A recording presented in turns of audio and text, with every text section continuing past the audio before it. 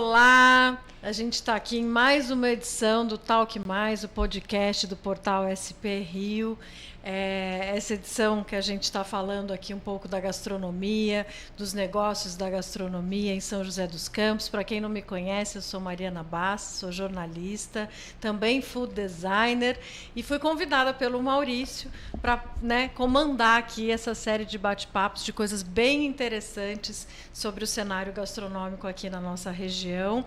Maurício hoje que está aqui com a gente como presidente do Destination, essa organização aí que agita todo esse cenário gastronômico para o fomento dos negócios de gastronomia, do destino São José dos Campos. E hoje a gente também recebe aqui Jandir Dalberto, que é o CEO do Grupo Di Paolo, também está aqui com a gente, que vai contar uma história muito bacana, Quem é aqui de São José dos Campos já sabe que o Di Paolo aterrissou por aqui no Aquários, trazendo aí muitas coisas legais, muitas inovações. Não é só galeto, não é só frango. A gente vai entender um pouco mais dessa operação aqui hoje. Obrigada, Maurício. Obrigada, Jandir. Obrigado a você pelo convite. Muito bacana participar disso aqui hoje para conhecer a história do Di Paolo, porque, como eu disse para o Maurício, eu já conhecia como cliente e realmente queria me aprofundar mais nessa história. A gente sabe que quem tem muita gestão atrás disso, além de toda aquela alma que a gente sente, aquela cozinha afetiva, a cozinha da nona, tem muita história aí, Jandir? Obrigada, viu? Bom, primeiro, obrigado pelo convite. E realmente você começou muito bem, falando que realmente tem muita história, tem um DNA muito forte por trás de toda essa história. Vou contar brevemente a minha trajetória de vida para que a história fique mais completa. Então, eu sou originário, sou do Paraná, nasci e me criei no interior do Paraná, e aí eu sou considerado um cara VIP, vim do interior do Paraná. Então, nasci lá de uma família lá do interior. O foco lá do meu pai na época era gado leiteiro e tinha uma madeireira e plantava soja. Aí com 19 anos para 20 anos, eu senti que aquilo lá não era bem o que eu queria, ficar no sol e carregando madeira o dia inteiro. E aí eu fui num passeio para o Rio de Janeiro. Conhecia um colega meu que estudou comigo, que estava trabalhando em restaurante no Rio de Janeiro, e eu fui visitá-lo e por lá eu fiquei por 2 anos. Arrumei emprego lá numa churrascaria e comecei a trabalhar por 2 anos. Depois de 2 anos, eu descobri que São Paulo pagava salários melhores que o Rio de Janeiro. Aí eu me mudei para São Paulo e lá fiquei por 27 anos numa única empresa, que é o Fogo de Chão. Comecei lá como garçom. 14 meses que eu estava lá, fui promovido a gerente.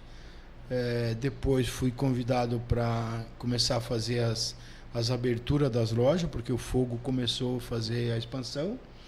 E eu conheci os 4 cantos dos restaurantes ou da churrascaria, e cheguei a presidente da companhia. Então, em 27 anos, eu fiz a minha trajetória de sair de garçom e saí, depois de 27 anos, como presidente da companhia. Então, lá, para mim, foi...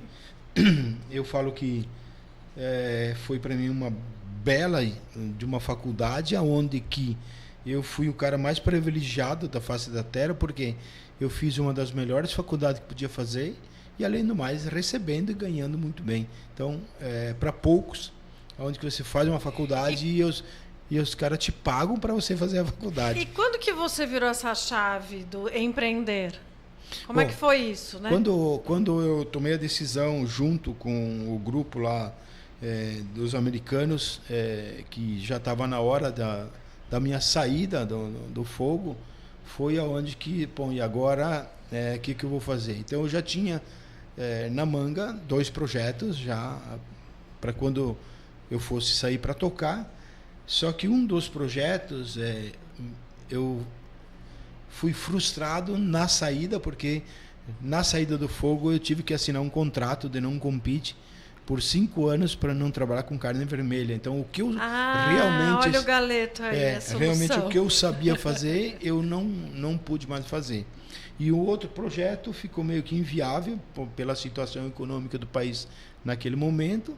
E aí fiquei 6 meses em casa, descansando e tal. E uma das viagens para Porto Alegre foi aonde que eu fui no Di Paolo. Já conhecia o Paulo Jeremias, o fundador. E aí, numa conversa informal, não sei quem pediu, se fui eu ou foi ele, para abrir em São Paulo. Eu acho que fui eu que provoquei ele. Quer abrir esse negócio em São Paulo? E aí nasceu a nossa parceria para começar. Isso foi em que ano? Em 2016. E o Di Paolo já existia desde 94. Desde 94. Já estava estruturado, né? Pronto para... Já. Ela estava uma empresa ali, só no Rio Grande do Sul, uma em Santa Catarina, estava ali, stand-by. Mas ela estava preparada e pronta para seguir com a expansão. Por quê? O brasileiro em si, em São Paulo, já começava a se comentar muito do Di Paolo, porque todos o paulistano, como as principais capitais, vão para Gramado. Como tem loja em Gramado, então já todo mundo vai. Gramado é uma vitrine, né? Vai, e quando você vai para um lugar diferente a passeio, você vai querer comer um prato, uma comida típica da região. Vai para o sul, você vai pensando que vai comer churrasco, mas no fundo você vai comer galeto. Você vai para o Nordeste querendo comer peixe, no fundo vai comer uma muqueca. Então, todo cara que vai para uma cidade, então as pessoas já tinham uma visão do que era o Di Paolo muito claro na cabeça.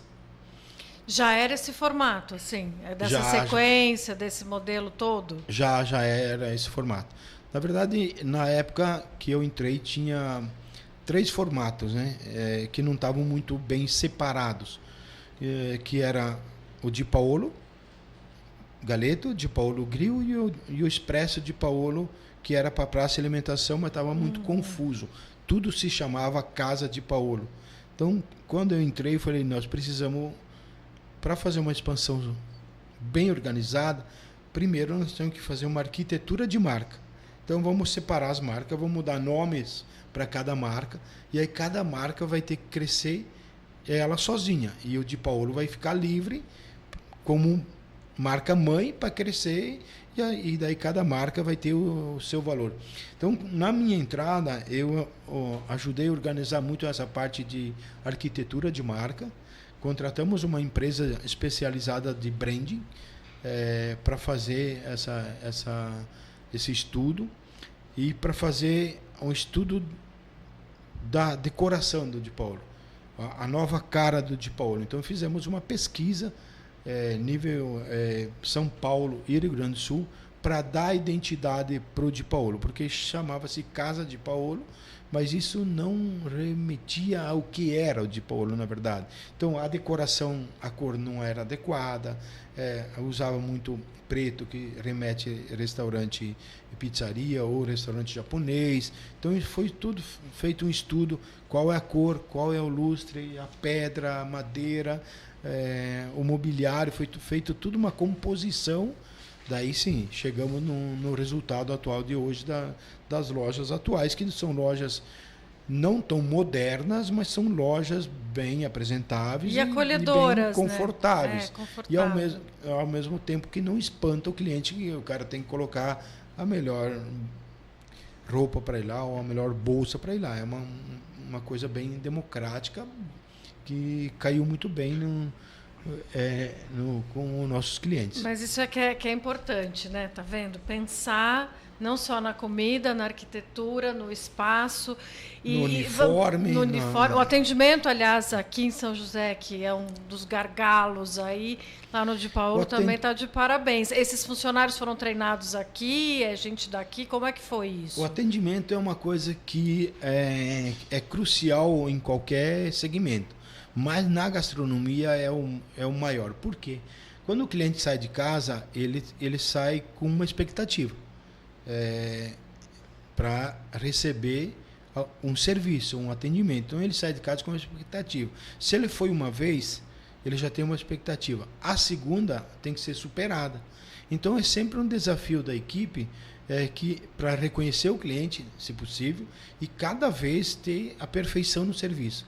Porque se a segunda vez não foi o atendimento igual ao primeiro, o cliente já fica meio suspeito. A terceira vez foi pior, 99% de você perder aquele cliente. Então a equipe recebe hoje, nós temos 2 psicólogos que foram contratados pós-pandemia para dar auxílio em toda a rapaziada. Temos uma diretora de recursos humanos onde que tem os treinamentos semanais. Então a gente prepara os treinamentos, os gerentes de loja aplicam. E aí os psicólogos acompanham como é a evolução dentro da empresa, todo acompanhamento como pessoa para ele e para as pessoas da família, por exemplo, para que ele tenha essa tranquilidade, algum problema que venha a existir, a gente já para não ter tanta, lidando com gente, né? Para não ter tanta rotatividade e tal. O que é importante é você não ter a rotatividade. Então, a formação de gente é a coisa mais importante que tem dentro da gastronomia. E eu sou pioneiro nisso, porque quantas pessoas eu treinei lá no Fogo de Chão para suportar o crescimento. Eu comecei lá com 2 lojas e saí com 58 lojas na época. Então, eu me sinto bem confortável hoje em ter pegado esse papel como sócio do Di Paolo para fazer a expansão, mas o fundamental está nas pessoas. Olha, Maurício, que interessante isso, que a gente está assim, né? Sempre falando nisso, também pauta do Destination, a questão do serviço, do atendimento e de como ele traz essa questão de jogar para ele o treinamento, né? Ele treina, ele tem o psicólogo, porque muito que a gente vê é de jogar assim, não tem mão de obra qualificada, né? Não tem, você forma, né? Eu queria fazer exatamente essa pergunta para você, Jandira, até porque a gente, como associação, tem um dos principais pilares é a formação de pessoas, né? Então a gente se preocupa muito porque a operação de gastronomia tem alguém que fala inglês, que tem um cardápio diferenciado, que conheça um pouco de tudo da gastronomia, seja um generalista, vamos dizer assim. Mas, particularmente, primeiro eu quero te falar que eu conheci a tua casa, a tua operação, em Gramado há quase 20 anos, um grupo de paulistanos, quando eu trabalhava na RBS, e realmente foi um evento conhecer teu restaurante, e depois foi uma grande surpresa quando eu vi que você estava aqui. Mas o que eu acho muito bacana, ainda nessa linha do treinamento, é que eu percebi que muitos dos seus funcionários que estão aqui em São José são de fora, né? Você trouxe muita gente, eu trouxe muita expertise, a gente vê até pelo sotaque, que tem muito... Imagino que gaúcho, paranaense, ou gente que trabalhou com você ao longo desses anos. Então, o que eu queria te perguntar, a ideia, quando vocês entram no novo mercado, quando vocês estão desbravando uma grande cidade, é trazer a expertise de vocês e depois formar as pessoas que moram na cidade, é isso? Cada abertura é uma abertura e é um desafio. Mas, normalmente, o que acontece? Vamos falar o que aconteceu nessa cidade. Então, quando nós começamos a obra, 90 dias antes de inaugurar, então nós fizemos o cronograma de trás para frente, né? Vamos inaugurar dia tal e aí vem somando para trás. 90 dias antes de inaugurar, começa a contratar as pessoas. Então, o que nós fizemos? Contrata pelo menos 60% das pessoas local, leva para São Paulo, coloca nas lojas lá em São Paulo, treina as pessoas lá, e aí depois volta. E aí traz uma equipe já mais madura, preparada, vem para cá, no caso, vieram para cá, e aí ficam aqui por 6 meses, 1 ano, tal, até realmente formar 100%. Quem quiser ficar na cidade, fica. Quem não quiser, volta. Mas essa é a maneira que nós fizemos. Porque senão fica muito... difícil você permanecer o DNA da empresa. E o padrão, né? Se você não traz pessoas mais velhas de casa, assim, mais antigas, com mais expertise, para passar todo esse conhecimento para as pessoas. Então, esse é o modelo de negócio que a gente faz. Nós não chegamos na cidade e batemos na porta aqui, ok, vamos abrir um restaurante aqui, não vamos dar emprego para ninguém, não. A gente contrata Não, eu entendi. É gradativo. Na verdade, é o né? treinamento que você tanto está falando. E né? aí depois, né, automaticamente, essas pessoas vão voltar para São Paulo, vão voltar para o Sul, perto da família deles. Mas normalmente esse é o processo. Então, porque as experiências que a gente tem lá, é nítido que a gente percebe que cada profissional que vai te atender, ele sabe exatamente o que ele está falando, ele conta uma história, ele fala, o senhor já comeu isso, já comeu aquilo, agora você não quer essa experiência diferente? Então você vê que é uma pessoa treinada e que tem bastante experiência naquele produto que ele está trabalhando.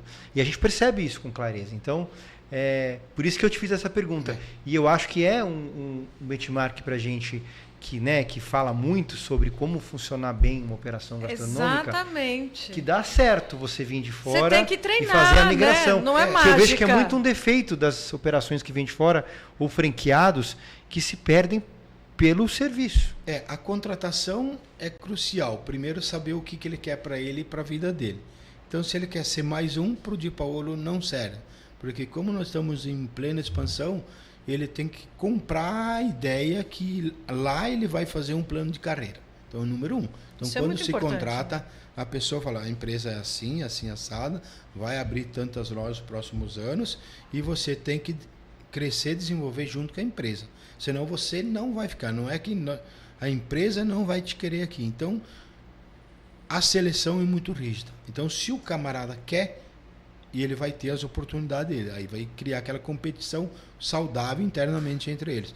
Por isso que o serviço também tem essa coisa, lógico, os treinamentos, e aplica, e cobra, tudo, mas existe lá dentro aquela, eu quero ser melhor que você.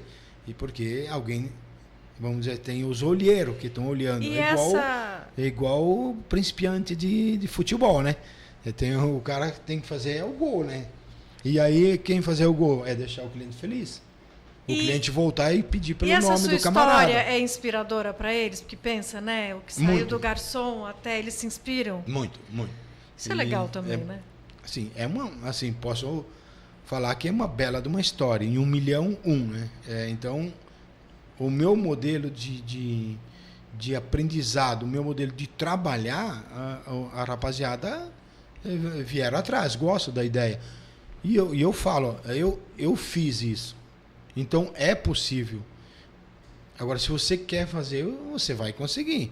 Não é para todos, mas um de vocês vai ser. E abaixo de mim vai ter vários, né? Porque na Fogo não fui só eu que me dei bem, que virei a presidente. Quantos diretores viraram lá? Depois da minha saída, alguém virou presidente. Então, cara, a chance não depende dos outros, depende de você querer. Só que só para eu não perder aqui a fio da meada, desculpa, Mari. Eu queria que você contasse um pouquinho, porque as pessoas que não foram lá ainda têm essa sensação que lá é uma galeteria, que se usava muito esse termo em São Paulo, né? Era foi moda uma época. Aqui a gente já teve também. Então, mas qual é a cozinha correta para se falar, o nome correto? É uma cozinha gaúcha, você até deu um exemplo no começo da entrevista muito bom, que tem um aconchego, uma coisa de comida familiar, né? Mas como é que o termo certo do Di Paolo numa classificação assim de segmentação? Qual é o correto a se falar? É uma comida típica da Serra Gaúcha. Da Serra Gaúcha, exatamente. Então, nós não somos um restaurante italiano e também não somos uma galeteria. Então, é comida típica lá da Serra Gaúcha. Que tem alguns pratos que eu queria que você falasse que são tradicionais. Então, como é que funciona? Por exemplo, a entrada, o cliente chega, tem a sopa de capelete em brodo. Imbatível. O pão colonial, que é tudo... Então, olha, todos os produtos nossos são todos produzidos no dia e na hora.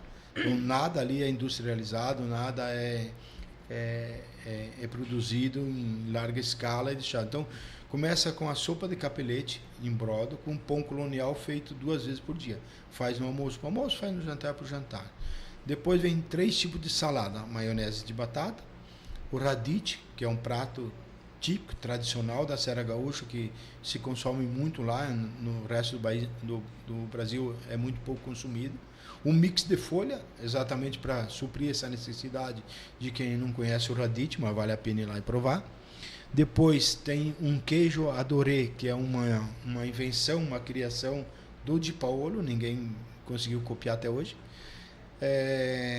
A polenta brustulada, que é aquela polenta feita na chapa, extremamente saudável. E a frita, porque tem as pessoas que gostam, inclusive eu. Aí o galeto, que é o prato principal, mais 6 massas com 9 molhos diferentes. Agora, o galeto, qual vale a pena a gente ressaltar e falar bastante sobre o galeto? Porque galeto não é frango. É a mesma ave, então vamos dizer assim, um outro tipo de ave. Não, é a mesma ave, só que o galeto ele é abatido com 1 kg, 1,2 kg de peso. E aí ele é uma carne extremamente macia. Então ele fica extremamente crocante por fora, né? A pele fica crocante, porque ainda ela é uma pele que não é gordurosa, não tem aquela gordura do frango, é uma pele fininha, então fica igual um torresminho, crocante e extremamente suculento interno.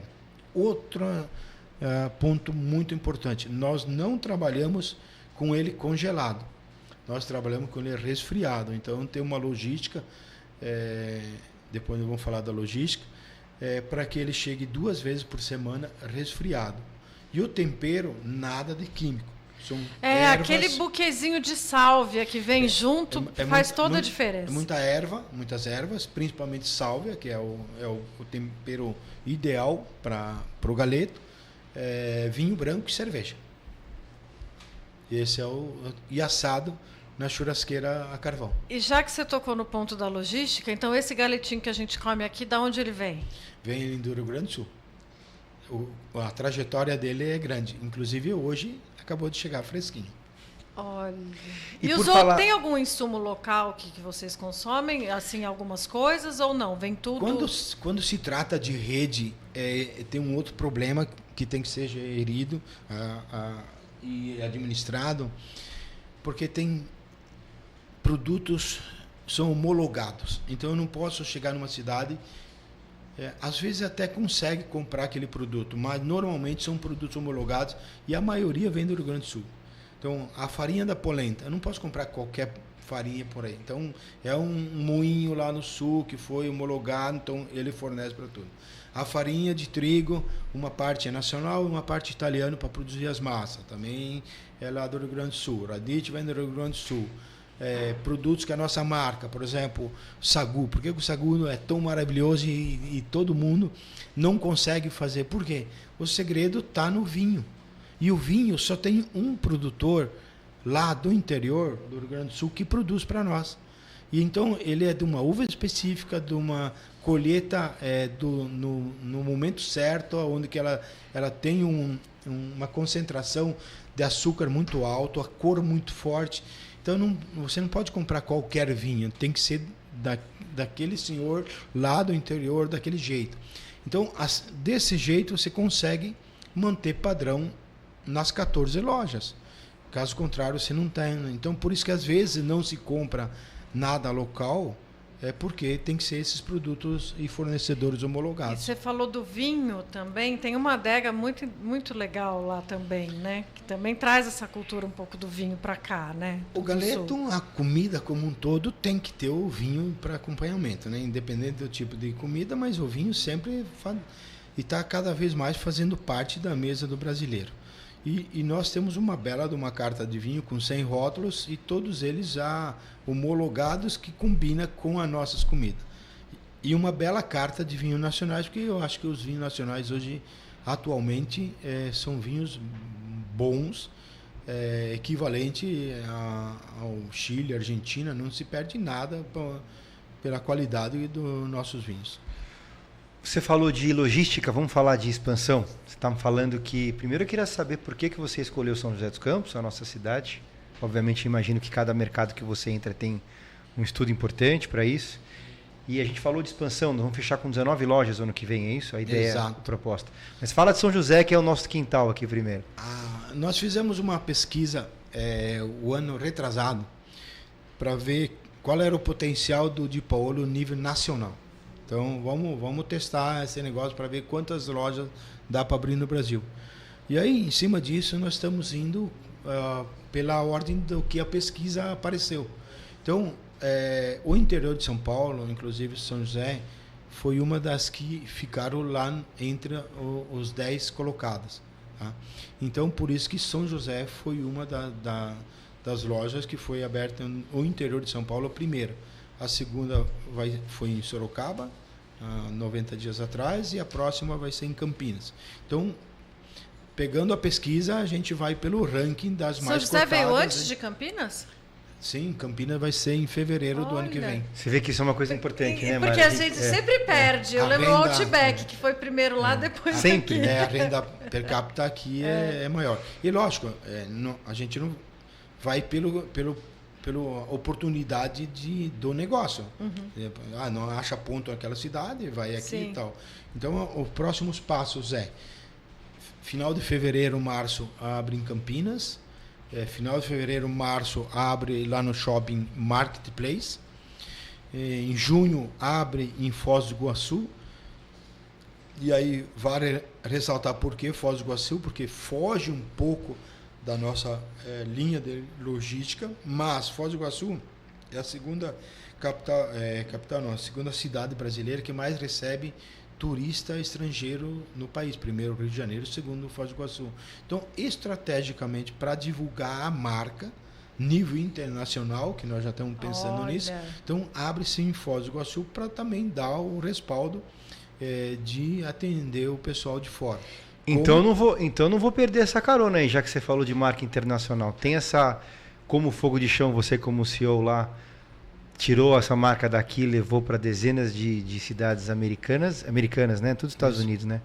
O de Paulo também tem essa, como objetivo sair do Brasil? No momento, não. Mas você falou que você quer se mostrar, não, quer mostrar a tua marca para turistas estrangeiros? A gente quer colocar a nossa marca no peito e na cabeça das pessoas lá. Agora, se vamos, aí só Deus. É uma sementinha. É uma sementinha. Agora, vou fazer uma pergunta. Mas que é diferente ter um modelo de comida da Serra Gaúcha, por exemplo, nos Estados Unidos, por exemplo, seria bem diferente. É igual abrir no Rio de Janeiro, além de atender todos os cariocas, é um estado que vai divulgar a marca nível internacional. Agora, qual foi o principal desafio aqui em São José? Mostrar para o consumidor a diferença do frango para galeto e essa sequência que nós temos, que não é somente uma refeição, mas sim uma experiência gastronômica que ele tem. Então ele pode ir lá ter a sequência de galeto ou ele pode escolher a sequência premium.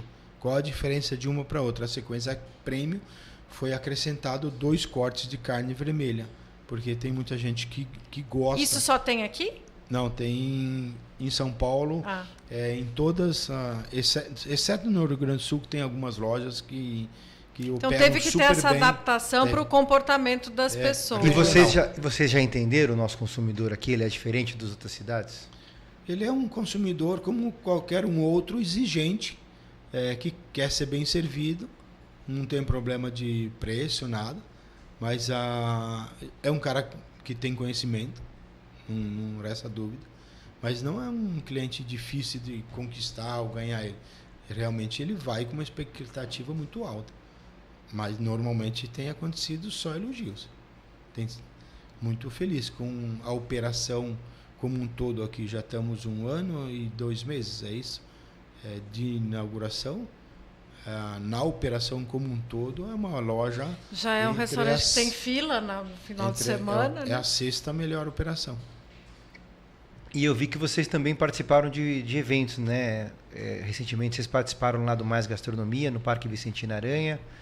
Isso foi uma experiência bem diferente para vocês, eu imaginei, ou não? Já tem experiência de eventos? Não, a gente faz sempre esse tipo de evento nas cidades para se inteirar um pouco mais com a sociedade. É uma maneira das pessoas te ver lá.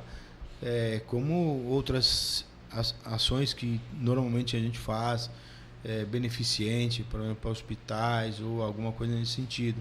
Fizemos uma recente em Curitiba, também muito bacana, que é o Pequeno Príncipe lá, que é um hospital referência nacional para câncer só para criança, onde que cada cliente que fosse lá no mês passado, nós doamos R$5 para o hospital. Então, esse tipo de campanha e ações, eventos, festas, igreja, colégio, festa junina, nós temos uma estrutura para fazer isso.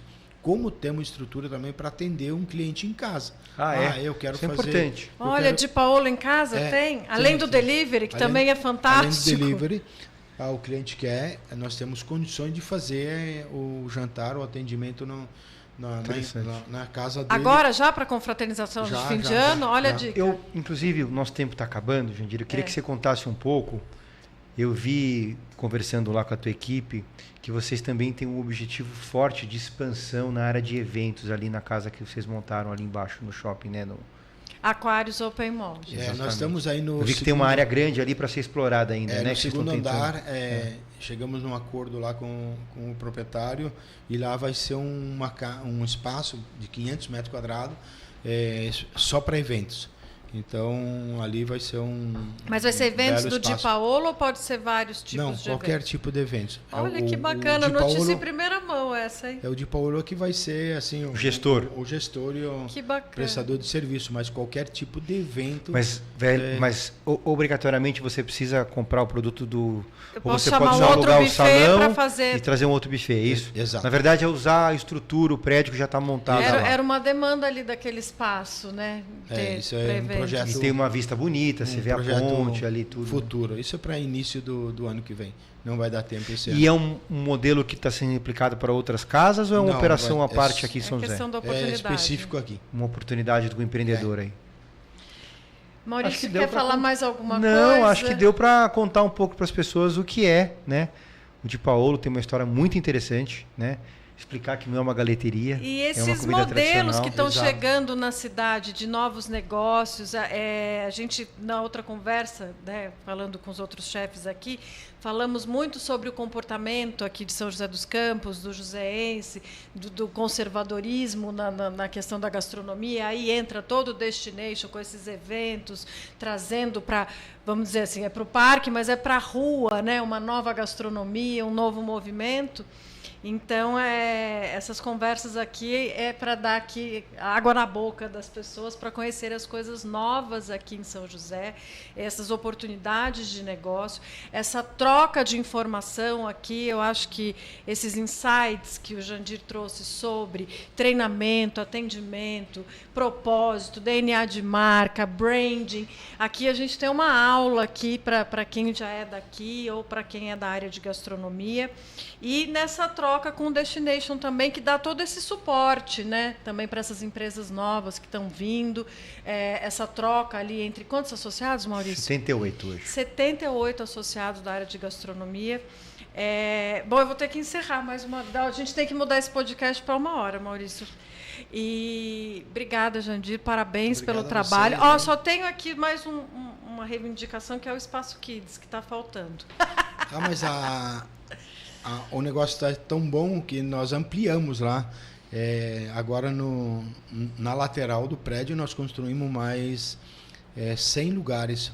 Uma sala específica para eventos. E ali vai se fazer também o Espaço Kids. Que legal. Logo, logo. E obrigada, Maurício, mais uma vez você pela conversa. Sempre uma delícia estar aqui no Talk Mais, o podcast do portal SP Rio. Muito obrigada a todos e até a próxima.